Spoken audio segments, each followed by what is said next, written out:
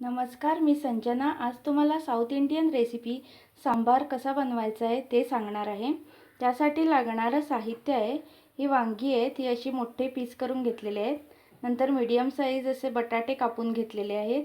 नंतर हे बारीक असे आपला पांढरा दुधी असतो तो बारीक चिरून घेतलेला आहे। तुम्हाला नको असेल तर तुम्ही दुसरं कुठलीही भाजी वापरू शकता। त्यानंतर हे कांदे आहेत, हे पण असे 2 कांदे मी घेतलेले आहेत मोठे कापून। 2 टोमॅटो घेतलेले आहेत, हे पण मोठे असे चिरून घेतलेले आहेत। नंतर या शेवग्याच्या शेंगा आहेत, ह्या अशा उभ्या कापून घेतलेल्या आहेत। त्यानंतर आपल्याला डाळ लागणार आहे, ही तुरीची डाळ आहे 1 वाटी।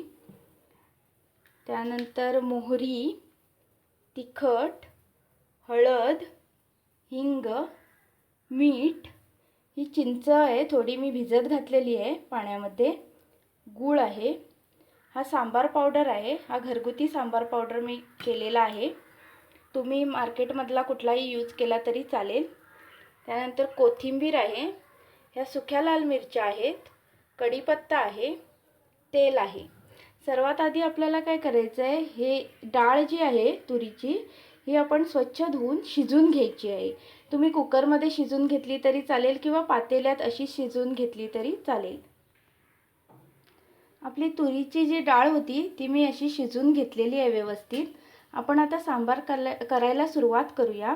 ह्या ज्या भाज्या आहेत मी चिरून घेतलेल्या, ह्याच्यामध्ये वांगी, बटाटे आणि आपला पांढरा दुधी आहे, हे आपण डायरेक्ट एका पातेल्यामध्ये घालायचं आहे। त्यानंतर त्याच्यामध्ये आपल्याला कांदे घालायचे आहेत, हे मोठे कापून घेतलेले।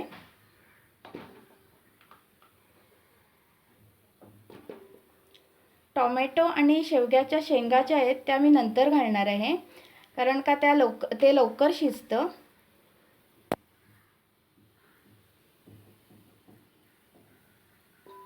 आता मी ह्याच्यात थोडं पाणी घालून गॅस मोठा करून 5 मिनिटं शिजत ठेवणार आहे। हे असं झाकून आपण 5 मिनिटं शिजायला ठेवलेलं आहे। आता आपली 5 मिनिटं झालेली आहेत, आपण हे उघडून बघूया। भाज्या आपल्या अर्धवट शिजलेल्या आहेत। त्यात आपण आता ह्या शेवग्याच्या शेंगा आणि टोमॅटो घालायचे आणि ह्याच्यात व्यवस्थित मिक्स करून हे पण जरा शिजून घ्यायचं आहे। हवं असेल तर पाणी आणखीन ॲड करू शकता शिजायला। आता आपण ओपन करून बघूया, आपल्या भाज्या छान अशा शिजल्या आहेत।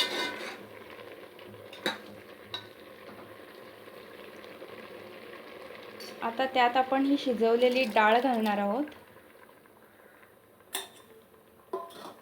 आणि व्यवस्थित मिक्स करून घेणार आहोत।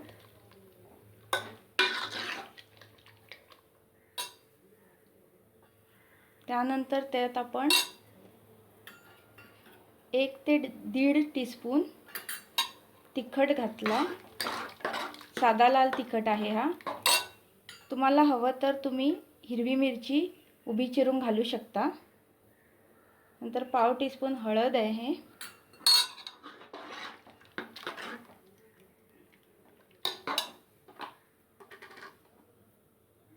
2 टीस्पून भरून गरम हे सांबार मसाला आहे,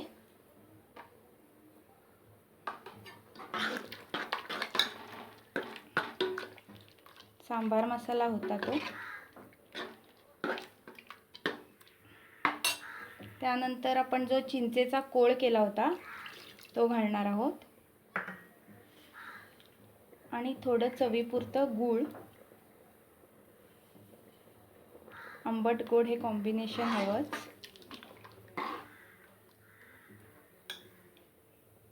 त्यानंतर त्याच्यामध्ये चिरलेली कोथिंबीर, हे व्यवस्थित मिक्स करून बारीक गॅस करून असं शिजत ठेवूया।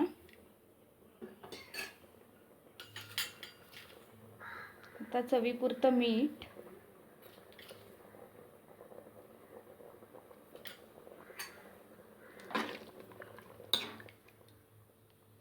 हे आता शिजत ठेवूया बारीक गॅसवर आणि आपण फोडणीची तयारी करूया। आता फोडणीसाठी मी हे भांडं तापत ठेवलेलं आहे आणि त्याच्यामध्ये 4 ते 5 टीस्पून तेल घालून घेतलेलं आहे फोडणीसाठी. आता ते तापल्यावर आपण त्याच्यामध्ये मोहरी घालणार आहोत. 1 टीस्पून मोहरी घातलेली आहे. ती तडतडायला सुरू झाली की त्याच्यामध्ये आपण कढीपत्ता, त्यानंतर लाल मिरची, सुकी लाल मिरची आहे 2 ते 3 घातलेल्या आहेत मी.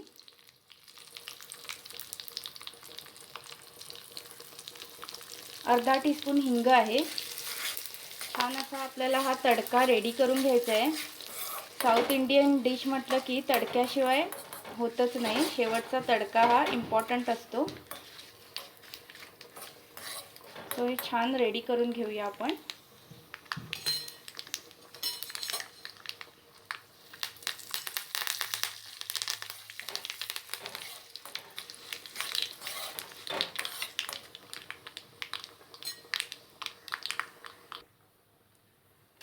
आता ही फोडणी आपली रेडी झालेली आहे. ही बघा, आता मी अशीच ही या सांबारमध्ये ओतणार आहे आणि हे व्यवस्थित मिक्स करून घेणार आहे. त्याच्यामध्ये हवं तर तुम्ही आणखीन पाणी ॲड करू शकता.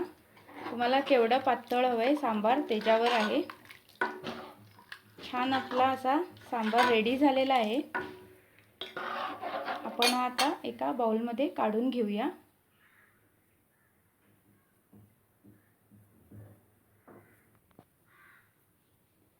आपला गरमागरम सांबार रेडी झालेला आहे. फोडणी दिल्यानंतर 2 ते 3 मिनटं त्याला उकळी देऊन आपण गॅस बंद करून हा एका बाउलमध्ये काढून घेतलेला आहे. छान असा आपला गरमागरम सांबार भाताबरोबर किंवा तुम्ही इडली, डोसा कशाबरोबरही खाऊ शकता. रेडी झालेला आहे.